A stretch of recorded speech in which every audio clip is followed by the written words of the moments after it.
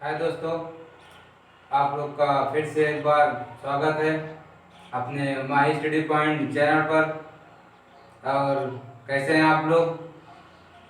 हम भी मस्त हैं। और पढ़ाई चल रही नहीं चल रही है?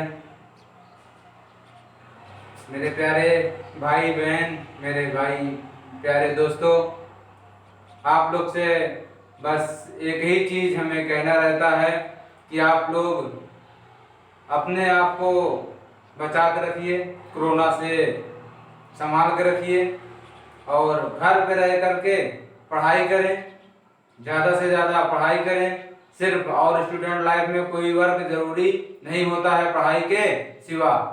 तो बस एक ही चीज़ कहेंगे कि मैथ में आप लोग ज़्यादा से ज़्यादा प्रैक्टिस करिए और परसेंटेज लगभग लगभग समाप्त होने ही वाला है। एक दो टाइप क्वेश्चन बचे हैं जो हम कोशिश रहेगी कि आज इसी वीडियो में परसेंटेज समाप्त हो जाए और अगले क्लास से हम लोग प्रॉफिट एंड लॉस पढ़ेंगे। तो दोस्तों, इसी के साथ हम अपने क्वेश्चन आगे सॉल्व कराते हैं जहाँ से हम पिछले क्लास में छोड़े थे। हमारा यही उद्देश्य होता है कि जो पिछली क्लास में छोड़े उसको एक बार फिर से रिकल करके पिछले का रिवाइज कर करके हम लोग आगे बढ़ें। जैसा कि दोस्तों हम पहले ही कमेंट किए थे कि परसेंटेज में हम कोई भी फार्मूला और कोई भी ट्रिक नहीं बताएंगे। तो उस कमेंट को अभी तक हमने फॉलो किया है। कोई भी आप लोग को ये नहीं बताया कि आप लोग रट लीजिए, ना तो बहुत टफ मेथड बताया है, बल छोटे छोटे कॉन्सेप्ट में समझाने के, पूरे परसेंटेज को समझाने का मैंने कोशिश किया है। और हमें उम्मीद है कि ये मेथड आप लोग को पसंद आया होगा और इसी वजह से हमें ढेर सारा आप लोग का प्यार मिल रहा है, आप लोग का सपोर्ट मिल रहा है। ऐसे ही हमें सपोर्ट करते रहेंगे तो आगे भी हम वीडियो बनाते ही रहेंगे और पूरा कंप्लीट कोर्स, एसएससी का पूरा कंप्लीट कोर्स कराने का ये वादा है। दोस्तों, कभी भी इस चैनल पर पैसा नहीं लगेगा, बिल्कुल फ्री क्लासेस चलेंगी। एक दो दिन में व्यवस्था और अच्छी होने वाली है। आपके चैनल पर एक दो टीचर और जुड़ने वाले हैं।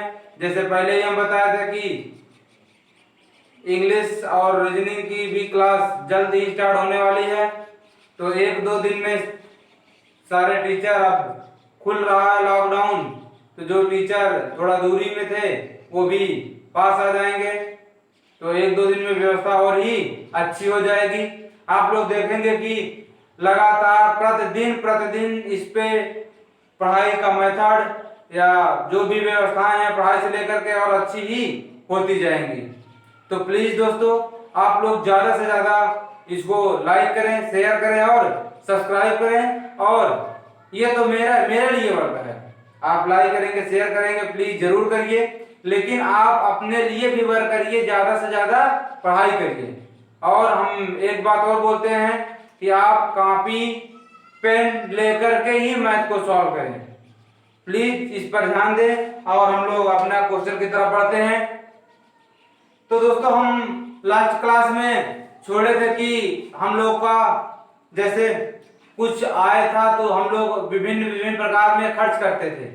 कुछ अंश या कुछ परसेंट भोजन पर, कुछ परसेंट मकान के किराए पर, शेष का दोनों मेथड बताए थे। एक बार आय का परसेंट ही, उसके बाद एक क्वेश्चन हमारा ये टाइप था और एक था क्या, आय का 50% भोजन पर, शेष का 30% मकान पर, फिर शेष का 80% किसी यात्रा जाने पर। तो इसका दोनों टाइप हम बता दिए थे। तो आगे एक बार फिर से हम क्या कर रहे हैं, एक क्वेश्चन लेकर के इसको सॉल्व करा रहे हैं, फिर अगले क्वेश्चन से हम लोग का मेथड अलग रहेगा। तो दोस्तों, एक क्वेश्चन है, सुनिएगा और आप लोग प्लीज नोट करते हुए चलिएगा। क्वेश्चन काफी अच्छे हैं और सब पेपर में आए हुए क्वेश्चन हैं।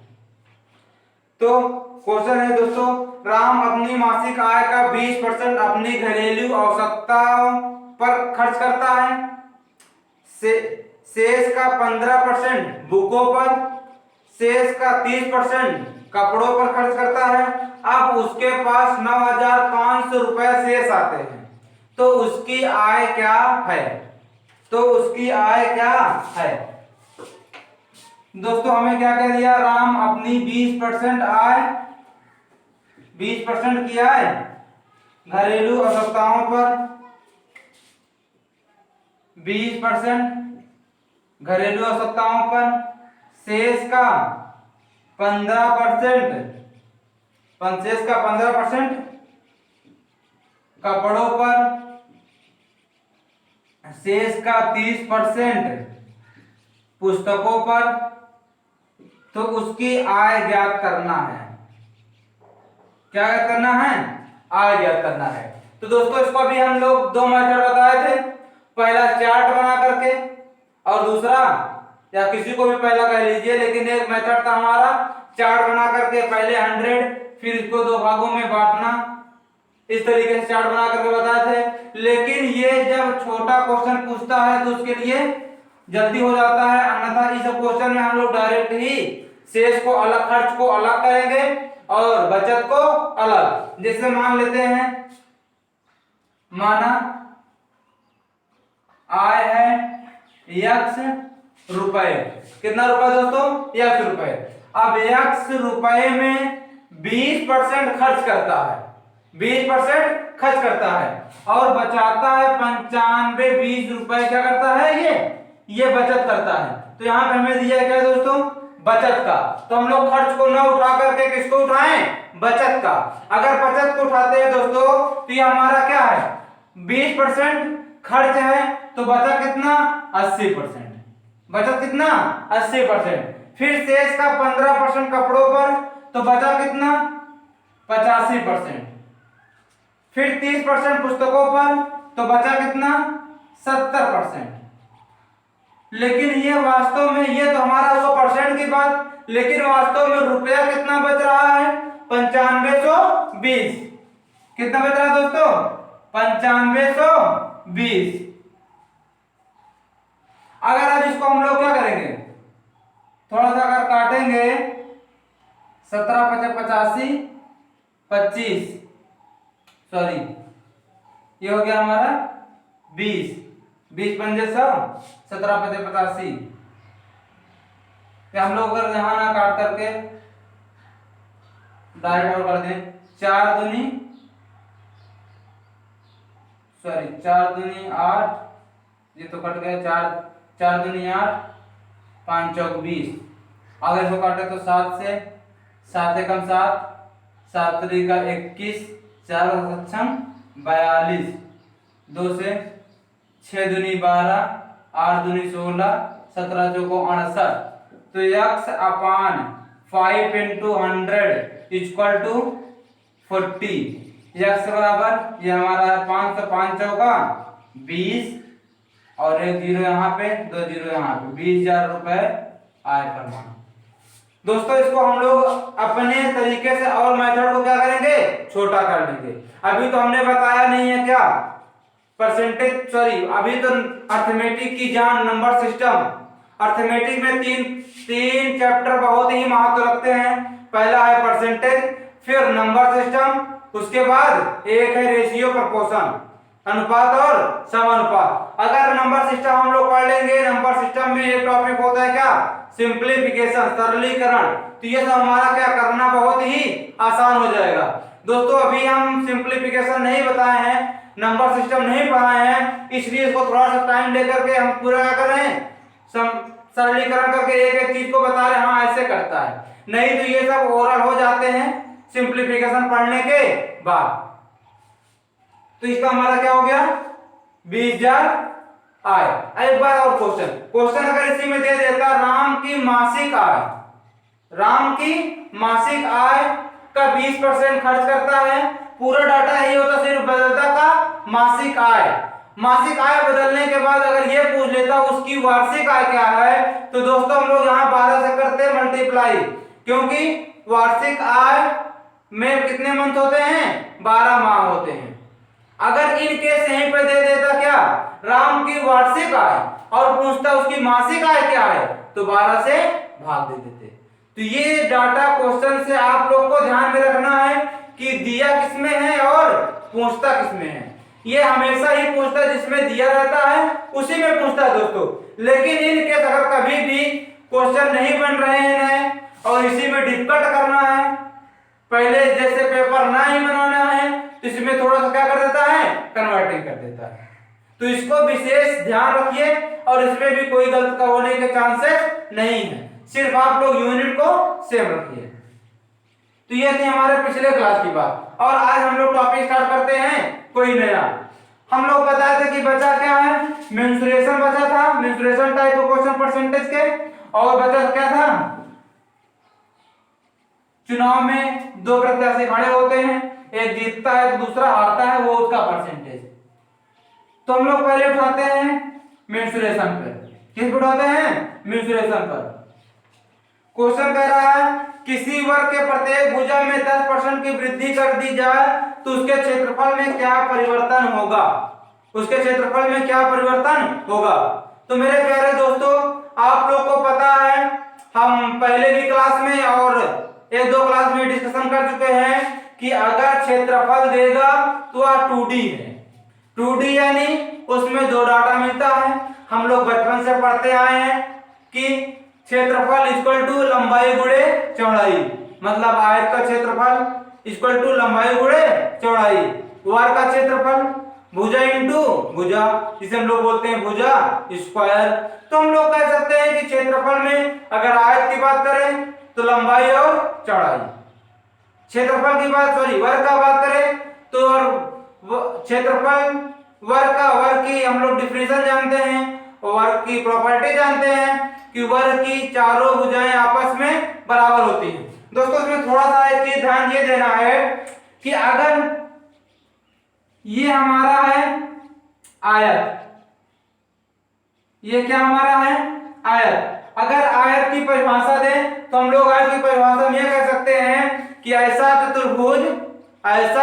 चतुर्भुज जिसकी आमने सामने की भुजाएं बराबर हो, जिसकी आमने सामने की भुजाएं बराबर हो और प्रत्येक कोण 90 अंश का हो, और प्रत्येक कोण 90 अंश का हो। और वर्ग की डिफिनेशन वैसी होती है कि ऐसा चतुर्भुज जिसकी चारों भुजाएं बराबर होती हैं और प्रत्येक कोण 90 अंश का होता है।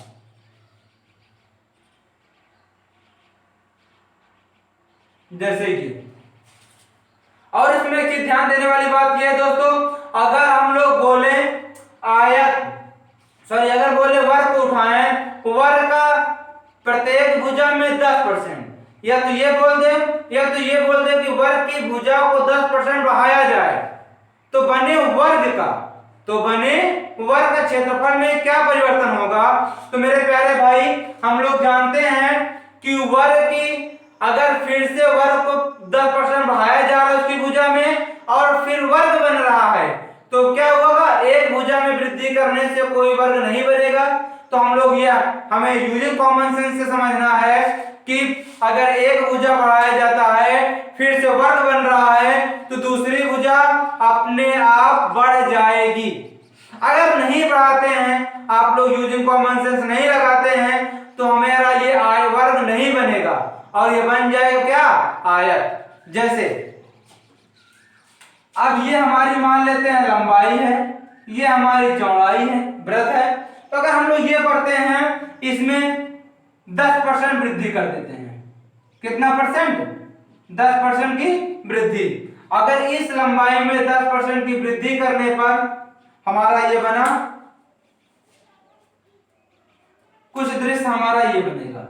इस लंबाई में 10% वृद्धि कर दें और इसको हम लोग कांस्टेंट रहने दें तो कुछ इस प्रकार का हमारा चित्र बनेगा। अब ये देखने से ही लग रहा है कि ये वर्ग नहीं है, ये क्या है दोस्तों, ये आयत है। ये क्या है, आयत है। तो अगर हमें क्वेश्चन ये दिया जाए कि वर्ग की भुजा में 10% वृद्धि करने पर बने वर्ग का परसेंटेज में क्या परिवर्तन होगा या क्षेत्रफल में कितना % वृद्धि होगी, तो हम लोग को क्या करना है, लंबाई और चौड़ाई दोनों में वृद्धि करना है। वैसे तो हम पहले ही बताए थे कि ये सब भी चित्र बनाने का जरूरत नहीं पड़ेगी, लेकिन ये समझने वाली बात है। लेकिन ये क्या है? समझने वाली बात है। अगर वर्ग में एक भुजा को या लंबाई को या चौड़ाई को अकेले बढ़ा रहा है तो हम लोग देखें क्या उसमें बोलेगा क्या, किसी वर्ग के एक भुजा को 10% वृद्धि करने पर बने आयत के क्षेत्रफल में क्या प्रभाव पड़ेगा। तो हमारा क्या बन जाएगा? आयत बन जाएगा। और जब कभी हम लोग वृत्त की बात करेंगे, ये हमारा वृत्त है, हम लोग जानते हैं वृत्त का ये हमारा अगर सेंटर है तो इसकी ये क्या है? त्रिज्याएं हैं। ये क्या है? त्रिज्याएं हैं। और त्रिज्या आपस में हमेशा क्या होती हैं? बराबर होती हैं। चारों तरफ की त्रिज्याएं क्या होती हैं? बराबर होती हैं। इसमें हम ये नहीं कह सकते कि एक त्रिज्या 10% बढ़ाएं और दूसरी 10% कम करें, तो ये हमारा क्या हो जाएगा? गलत क्वेश्चन हो जाएगा। तो हम लोग क्या करते हैं, इसको जब बढ़ाने की बात करेंगे तो ये भी अगर 10% त्रिज्या को 10% बढ़ाएंगे तो क्षेत्रफल भी क्या होगा? इंक्रीज करेगा। थोड़ा ही बढ़ाएंगे तब भी इंक्रीज करेगा। अगर त्रिज्या को कम करेंगे तो क्या होगा? डिक्रीज होगा। क्षेत्रफल में क्या होगी? कमी होगी।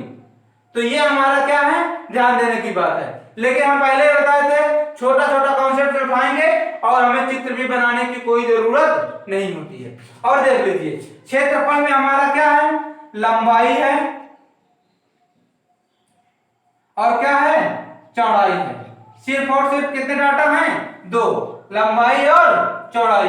कितने डाटा हैं? 2।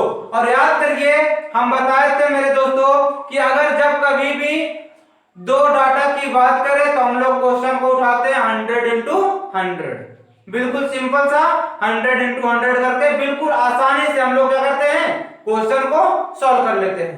तो इसे उसी को आगे बढ़ाते हुए हम लोग क्वेश्चन देते हैं, किसी वर्ग की प्रत्येक भुजा को ये बोल दिया क्या? प्रत्येक भुजा को 10% वृद्धि कर दी जाए तो उसके क्षेत्रफल में क्या परिवर्तन होगा? इसका क्षेत्रफल में क्या परिवर्तन होगा? तो दोस्तों हमने पहले बोल दिया कि वर्ग की प्रत्येक भुजा में 10% की वृद्धि कर दी जाए। तो अगर हम लोग उसको बेसिक देखें, अगर इसका बेसिक देखते हैं तो ये हमारा मान लेते हैं ये वर्ग है। क्या है? वर्ग है। और इसकी प्रत्येक भुजा 100 मीटर की। कितने मीटर की? 100 मीटर की। तो हम लोग इसका अगर क्षेत्रफल देखें एरिया तो आए क्या? 100 into 100 भुजा स्क्वायर होता है तो है कितना? 10,000। कितना है दोस्तों? 10,000। या तो आप देखिए 10% की वृद्धि करने पर इसमें भी क्या 10 प्लस 10%, इसमें भी प्लस 10%। जब इसको प्लस 10% करेंगे तो ये हो जाएगा 110 मीटर, और जब इसमें करेंगे तो ये हो जाएगा 110 मीटर। तो अब हमारा जो क्षेत्रफल बनेगा वो बनेगा 110 इंटू 110, तो ये हो जाएगा 11 ग्राम में 121 डबल 12,100 वर्ग मीटर। तो अब देखेंगे हम लोग यहाँ पे अगर इसके सापेक्ष तुलना करेंगे तो हम लोग बताएं तो 2 जीरो क्या करेंगे? हटाएंगे। अब ये हमारा हो गया 100, ये हो गया 121। तो कितना परसेंट बढ़ा? प्लस 21% वृद्धि हुई। प्लस 21% क्या हुई? वृद्धि हुई। अगर 100 हम लोग अब बोलेंगे कि सर 100 ही क्यों माने, हम लोग छोटा मान ले तो कोई बात नहीं, हम लोग मान लेते हैं कितना? 10 मान लेते हैं।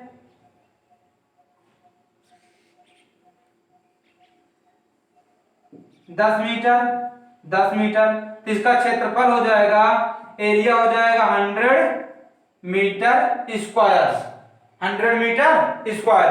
अब 10% का, जब 10 मीटर में 10% वृद्धि करोगे तो आएगा कितना? 11। तो ये हमारा अब कुछ बढ़ जाएगा 10%, तो हो गया 11 मीटर। 11 ग्राम में 121 मीटर। कितना हो गया दोस्तों?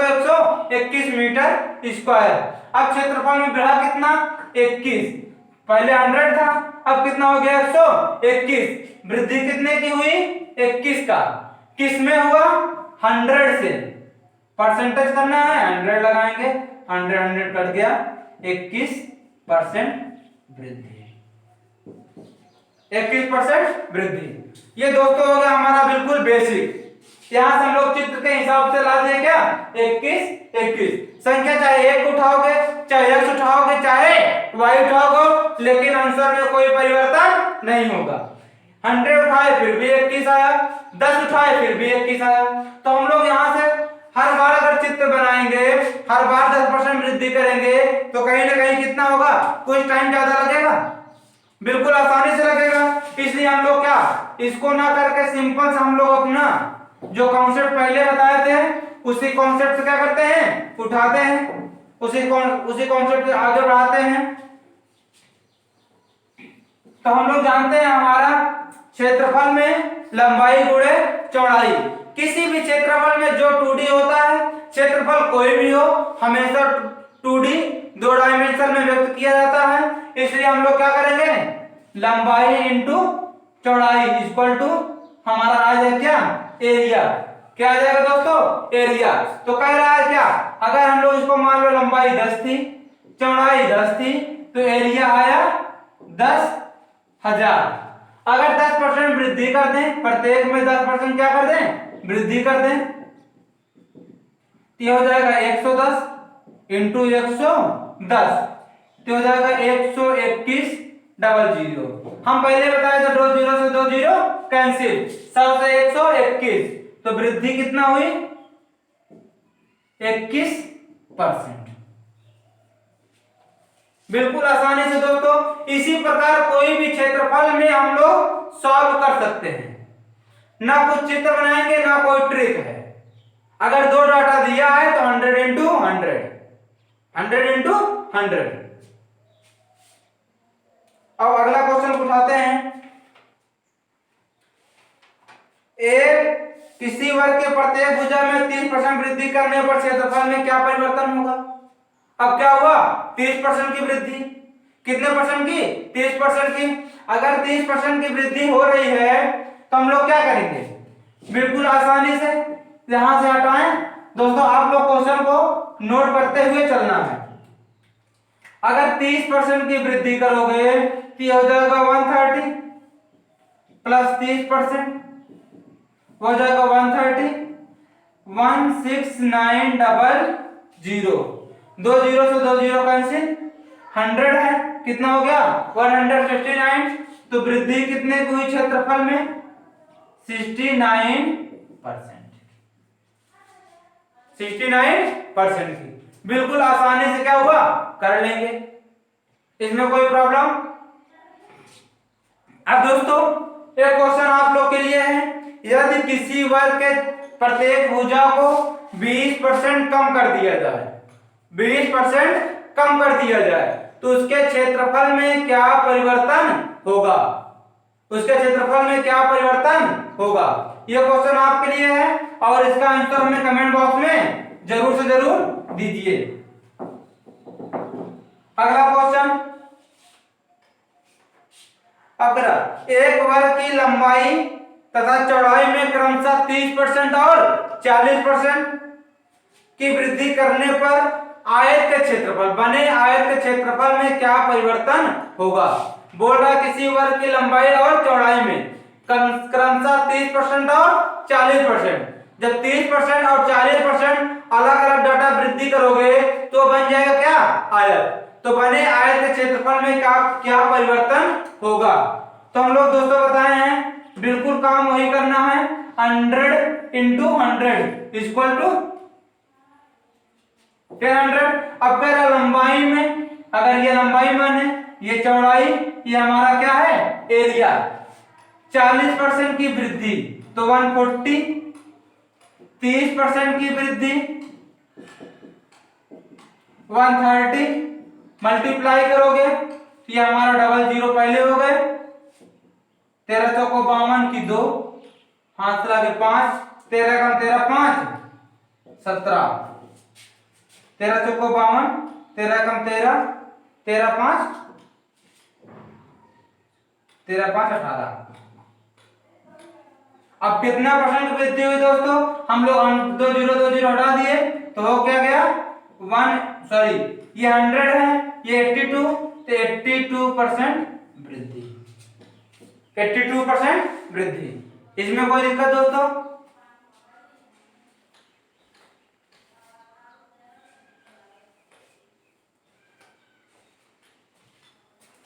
बिल्कुल आसानी से सिंपल टर्म हम लोग कर लेंगे, कोई दिक्कत ही नहीं है। आयत से चाहे वर्ग बनाए, वर्ग से चाहे आयत बनाए, सिर्फ हमें मानना क्या है 100 इंटू 100, क्षेत्रफल में सिर्फ और सिर्फ 100 इंटू 100।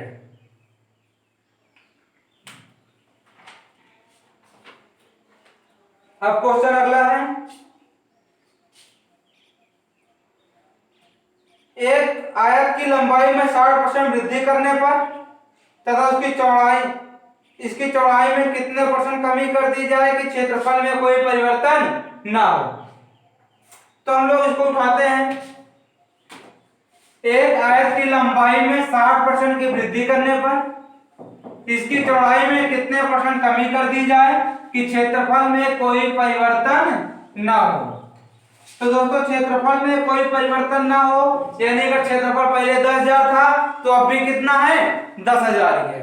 तो अगर हम लोग आयत को उठाएं, लंबाई, चौड़ाई और एरिया, अगर लंबाई माने 100, चौड़ाई माने 100, तो एरिया आएगा 1000, 10,000। अब कह रहा लंबाई में 60% की वृद्धि, तो हो जाएगा 160। इसमें कितना परसेंट कमी करना है वो हमें ज्ञात करना है, कितना ज्ञात करना है, लेकिन इसमें कोई परिवर्तन नहीं है।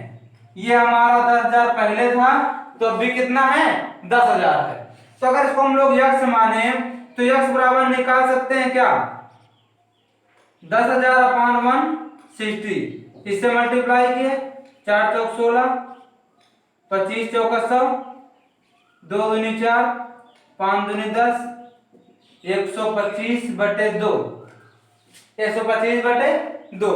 हम लोग इसको चाहें तो 100 से, अभी पहले हमारा था 100, कितना कम होगा 100 से मल्टीप्लाई करना ही पड़ेगा, इसलिए हम लोग डायरेक्ट यही कर दें, कमी इक्वल टू 100 माइनस 125/2, 200 माइनस 125 यहां कर देते हैं, कमी इक्वल टू 100 माइनस 125/2, ये हो जाएगा 200 माइनस 125/2 बराबर 75/2, 37.1/2%। क्या कितना है, कमी कितनी हुई, आयत में कितना परसेंट कमी कर दिया जाए 37/2%, 37/2%। अगर इसका मान निकालना हो कि कितना चौड़ाई रह जाएगी तो डायरेक्ट इसका मान यही हो जाए क्या 6 दूनी 12, 2 दूनी 4, 2%।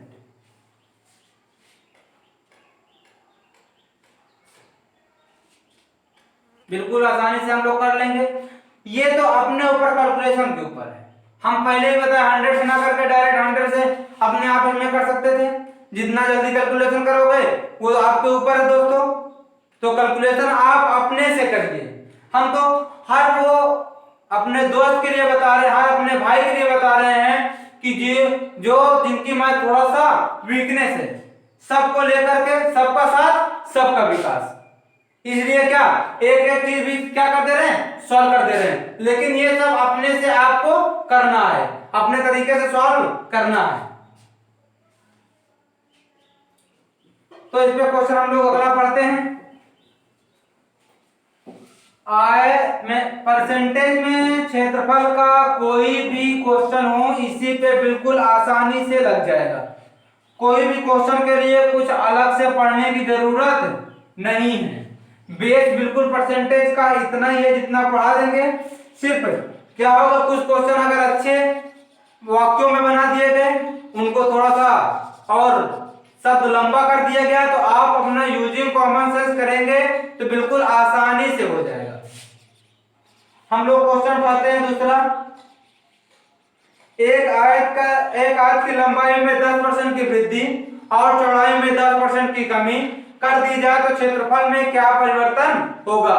एक आयत की लंबाई में 10% की कमी, चौड़ाई में 10% की वृद्धि, या लंबाई में वृद्धि है चौड़ाई में, यानी लंबाई में 10% की वृद्धि और चौड़ाई में 10% की कमी कर दी जाए तो क्षेत्रफल में क्या प्रभाव पड़ेगा। हम लोग दोस्तों जानते हैं, अब हर बार लंबाई चौड़ाई इंटू 100 या एरिया लिखने की कोई जरूरत नहीं है। 100 इंटू 100 इक्वल टू 1000।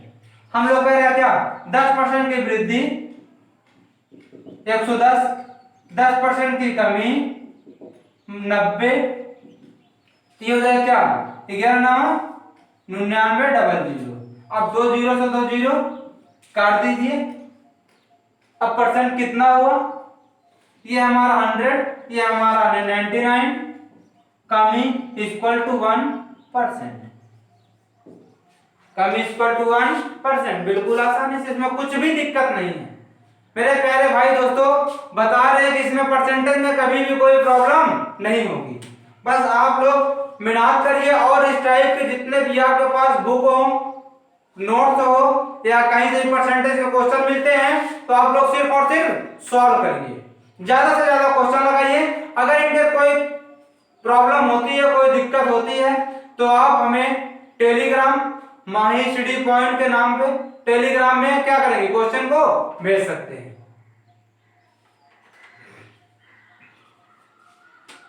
अब ये देखिए, एक क्वेश्चन है गोले पे, एक किसी गोले की त्रिज्या में 50% कमी होने पर उसके पृष्ठीय क्षेत्रफल पर क्या प्रभाव पड़ेगा। किसी गोले के त्रिज्या में 50% की कमी होने पर हम बताए थे क्या, आयत में तो लंबाई और चौड़ाई है, वर्ग में भी इसकी लंबाई और चौड़ाई है, लेकिन अगर वृत्त बोला जाए या गोला बोला जाए तो उसके लिए तो क्या है, त्रिज्या। उसके लिए क्या है दोस्तों, त्रिज्या। तो हम लोग अगर त्रिज्या को उठाएं तो अभी बताया क्षेत्रफल की बात किया है, मतलब 2D 100 इंटू 100 बराबर 1000।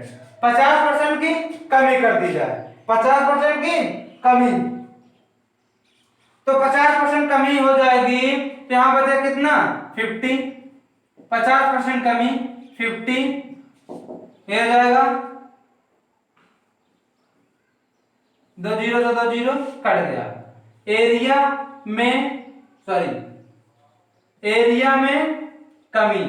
एरिया में कमी दोस्तों देख रहे हैं, पहले 100 था, अब सिर्फ और सिर्फ 25, तो कितना परसेंट कमी, 75% कमी। कोई भी क्वेश्चन क्षेत्रफल का इसमें आराम से सॉल्व हो जाएगा।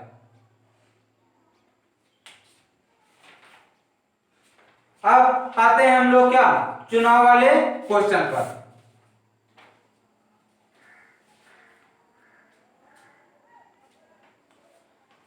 दोस्तों आप लोग जानते हैं कि अगर 2 कैंडिडेट चुनाव लड़े तो जीतेगा तो एक ही, कितना जीतेगा, कौन, एक ही जीतेगा। ये तो अगर ये कह दीजिए कि किसी चुनाव में 2 उम्मीदवार थे, एक उम्मीदवार 40% मत पा करके 20,000 मत से हार गया, एक उम्मीदवार 40% मत पा करके 20,000 मत से हार गया, तो पड़े कुल मत कितने होंगे।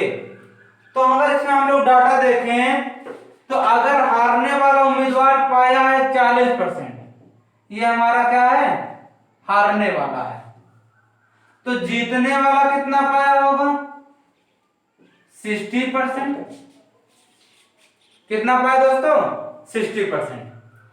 अब ये कह रहा है कि 40% वोट या मत प्राप्त करने के बाद 20,000 मत से हार गया, 20,000 मत से हार गया। अगर ये 20,000 मत से 20,000 मत पाता तो इसके पास, ये तो अगर हम लोग और अगर आसानी भाषा में समझाएं तो ये 40, इसका भी अगर 40 कर दें, 40% और 20%, 40 20 60%, तो तो अब परसेंट में ये 40, ये भी 40, तो कितना परसेंट ये, और सॉरी कितना परसेंट मत ज्यादा पाया है, 20% मत ज्यादा पाया है। और दोस्तों अगर 20% मत ज्यादा पाया है तो आप ये बताइए कि अगर 20,000 मत में आधा आधा ले लिए होते, 50-50 ले लिए होते, तो दोनों क्या होते, ना जीतते ना हारते। तो ये अगर 20,000 मत से हारा है, ये 20,000 मत से जीता है, 20,000 मत से क्या किया है, जीता है। अगर 20,000 मत से ये जीता है तो ये हमारा दोस्तों कितना परसेंट मत ज्यादा पाया है, 20%। कितना परसेंट दोस्तों, 20%। तो यही 20% बराबर कितना है, 20,000 मत, 20,000 वोट। कितना, 20,000।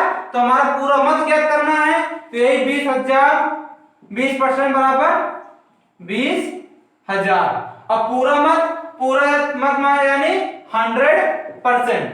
और यहां से 100% निकालने के लिए हम लोग जानते हैं, यहां से हम लोग करते हैं 5 का मल्टीप्लाई, तो यहां भी करते हैं क्या, 5 का मल्टीप्लाई, 5 चौक सॉरी 5 दूनी 10, ये हमारा आंसर।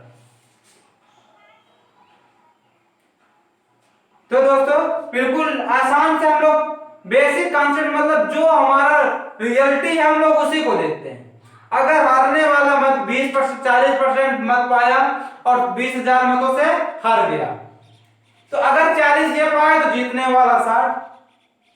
अब जीतने वाला 60 तो परसेंटेज में कितना ज्यादा पाया है, 20%। और वोट ज्यादा कितना पाया है, 20,000। तो वही 20% बराबर 20,000। तो हम लोग क्वेश्चन देखते हैं। क्वेश्चन कह रहा है एक चुनाव में 2 उम्मीदवार थे, एक उम्मीदवार 30,000 मत लेकर 16,000 मतों से हार गया, तो कुल मत कितने पड़े।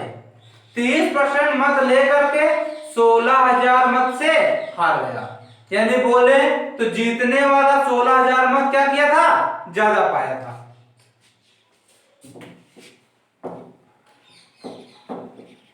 तो क्वेश्चन को अगर हम लोग उठाएं तो क्वेश्चन कह रहा है, क्वेश्चन ये है कि हारने वाला, ये हमारा हारने वाला है 30% मत, जीतने वाला 70% मत। या तो हम लोग यहां से डायरेक्ट ये भी कर सकते हैं, अंतर कितना आया, 40% का। यही 40% बराबर कितना है, 16,000 मत से क्या हुआ है, हारा है।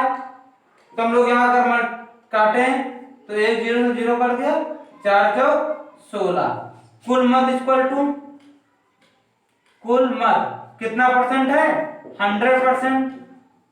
T इंटू 100,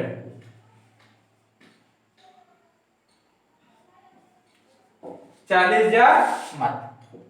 बिल्कुल आसानी से हम लोग कर सकते हैं। या तो हम लोग ये भी करते हैं, अंतर में निकाल करके अगर इसको हम लोग ये देखते हैं, 30% हारने वाला पाया तो जीतने वाला 70%, इसका 30% निकाल देते तो ये इसके इक्वल हो जाता, बचता कितना, 40%। यही 40% मत से तो जीता है, 40% इक्वल टू कितना, 16,000। तो 1% बराबर, ये डायरेक्ट हम लोग अगर ना काटे तो 16,000 बटे 40 आए कितना, 400।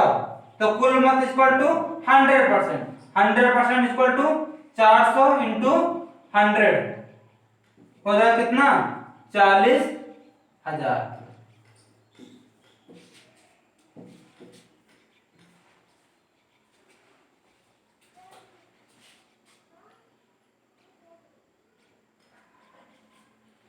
तो बिल्कुल दोस्तों हम लोग इस तरह आसानी से ही क्या कर लेंगे, सॉल्व कर लेंगे। लेकिन हमें ज्यादा आसानी ऐसे ही करने में रहेगा। हारने वाला 30%, जीतने वाला 40%, दोनों का सॉरी 70%, दोनों का अंतर 40%, 40% इक्वल टू 16,000, 100% इक्वल टू 40,000। इसमें कोई दिक्कत। हम लोग अगला क्वेश्चन उठाते हैं। हार जीत के क्वेश्चन में सिर्फ और सिर्फ यही ही करना है, और इसमें कुछ भी कोई अलग से सोचने की भी जरूरत नहीं है। तो क्वेश्चन हम उठाते हैं, एक चुनाव में 2 उम्मीदवार थे, इनमें कुल 7500 मत पड़े, इन मतों में से 20% मतों को अवैध घोषित कर दिया गया, 20% मतों को अवैध घोषित कर दिया गया। यदि एक उम्मीदवार को वैध मतों का 55% मत मिले तो दूसरे उम्मीदवार को कितने वैध मत मिले? दोस्तों कह रहा है क्या, कुल मत पड़े हैं 7500, 7500 मत, 20% मत अगर खराब अवैध घोषित कर दिया गया है, अवैध, तो 80% मत वैध है, 80% मत वैध है। तो हम लोग निकाल लें क्या, 7500 का 80%, 0 8 5 40 0 मतलब 4, 8 7 56, 56 4 56 4 60, 6000 हमारा क्या हो गया, 6000 मत हमारा क्या हो गया, वैध हो गया। अब 55% मत वैध पाने वाला जीत गया। अगर इसको दो भागों में बांटे तो ये 55% पाया और हारने वाला कितना पाया, 45%। तो हारने वाले को कितना वैध मत का कितना मत मिला, तो इसी का हम लोग क्या निकाल लें, यहां लिखेंगे हारने वाले को वैध मत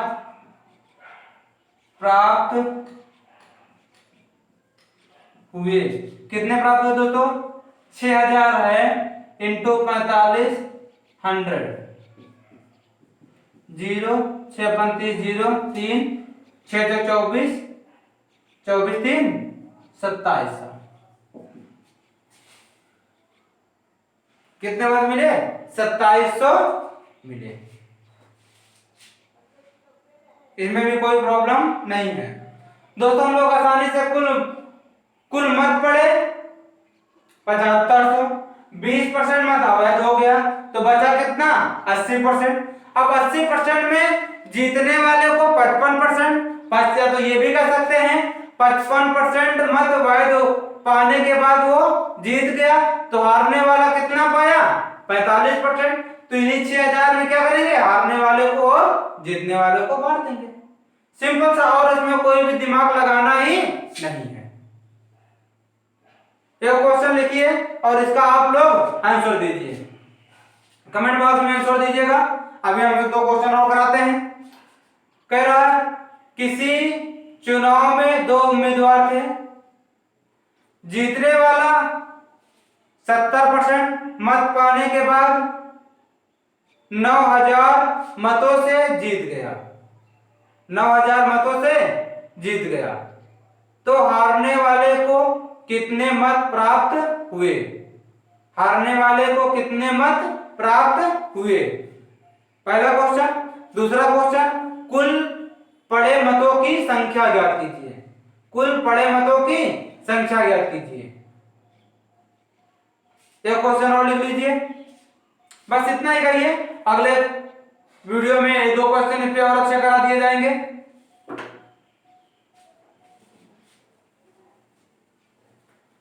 पर आज 2 क्वेश्चन हो गया है, इसका आंसर हमें कमेंट बॉक्स में जरूर दीजिए। आप लोग दोस्तों कमेंट बॉक्स में आंसर नहीं बताते हैं, हाँ ये तो हमें सूचित कर रहे हैं कि सर समझ में आ रहा है, बहुत अच्छा समझ में आ रहा है, वेरी गुड, इसके लिए थैंक्स। लेकिन आप लोग आंसर भी करिए, जवाब भी दीजिए, तो हमें भी अच्छा लगे कि हाँ आप लोग कॉपी और पेन लेकर के बैठ रहे हैं। 1-2 बच्चे आंसर दिए थे, सही भी था, पर ज्यादा से ज्यादा जितने लोग देख रहे हैं प्लीज वीडियो को ज्यादा से ज्यादा लगभग पूरा देखें, वीडियो को बीच में ना रोकें, स्किप ना करें। पूरा देखेंगे तो कुछ ना कुछ नया जरूर मिलेगा। तो प्लीज वीडियो को ज्यादा से ज्यादा शेयर करें, सब्सक्राइब करें और वीडियो को पूरा पूरा देखें। प्लीज वीडियो को स्किप करके ना देखें। ठीक है, तो आगे हम लोग बढ़ते हैं। एक क्वेश्चन और बनता है दोस्तों, परसेंटेज में किसी राज्य की जनसंख्या प्रतिवर्ष 10% बढ़ रही है, तो 2 साल बाद जनसंख्या कितनी हो जाएगी या कितने परसेंट वृद्धि हो जाएगी। तो दोस्तों जनसंख्या जब भी वृद्धि होती है तो आगे परसेंटेज के बाद लाभ हानि के बाद हम लोग पढ़ेंगे SI चक्रवृद्धि ब्याज और साधारण ब्याज। तो हम लोग देखेंगे जनसंख्या वृद्धि ये चक्रवृद्धि ब्याज पर आधारित होता है। ज्यादा समझ में आता है जब हम लोग चक्रवृद्धि ब्याज पर इसका क्वेश्चन सॉल्व करते हैं, लेकिन परसेंटेज में भी इसका यूज देता है और परसेंटेज में भी इसको कराया जा सकता है। तो इसमें एक मेथड हम लोग बता रहे हैं और इसका ज्यादा से ज्यादा मेथड 2-3 मेथड इसको हम लोग बताएं किसमें, चक्रवृद्धि ब्याज में। तो इसमें जो क्वेश्चन बनते हैं उस पर हम लोग इसको थोड़ा सा परिचय कराते हैं क्वेश्चन से और आप लोग को परसेंटेज के हिसाब से इन्हीं नियमों से सॉल्व करने की मेथड बताते हैं, तरीका बताते हैं। लेकिन इसका ज्यादा अच्छा अंडरस्टैंडिंग चक्रवृद्धि ब्याज में ही होगी और ज्यादा नहीं, बस लाभ हानि के बाद SI स्टार्ट होने वाला आप लोगों को दोस्तों। उसके बाद कुछ हमारे प्यारे भाई बंधु का कमेंट आया था सर पानी टंकी भी स्टार्ट करिए, तो सीरियल से चल रहा है दोस्तों। हमें एक बताया ना कि SSC का पूरा कंप्लीट कोर्स तैयार करना है, तो उसमें ज्यादा से ज्यादा कोशिश यही है कि एक एक टॉपिक को एक एक चैप्टर को उठा करके पूरा हम लोग क्या करते हैं कवर करते हुए चलते हैं। दोस्तों एक राज्य की जनसंख्या में प्रतिवर्ष 10%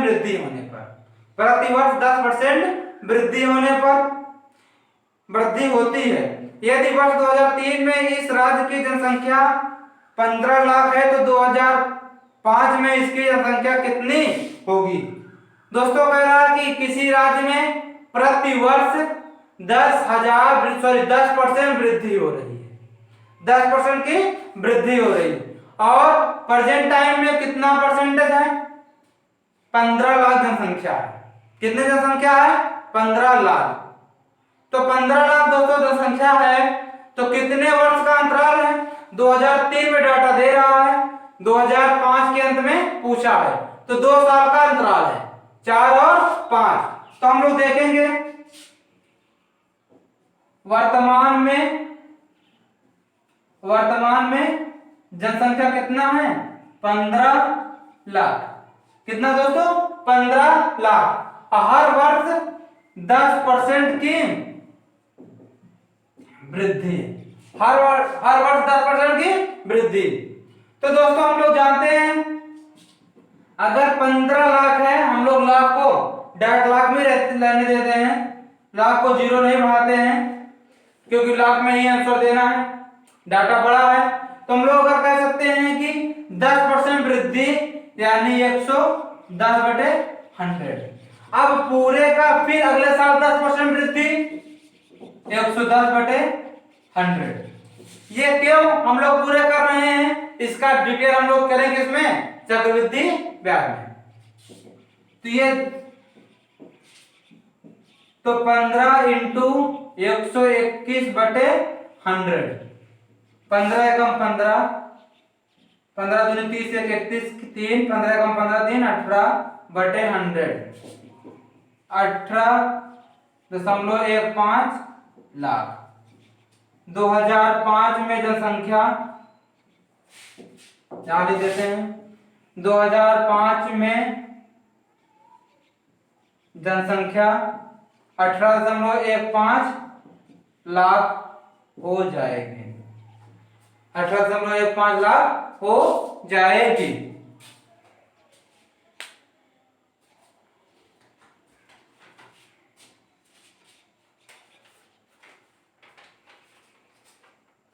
दोस्तों कह रहा है एक नगर की जनसंख्या 48,600 है। यदि पहले वर्ष इसमें 20% की वृद्धि हो तथा दूसरे वर्ष इसमें 8% की कमी हो जाए तो 2 वर्ष के अंत के बाद नगर की जनसंख्या कितनी होगी।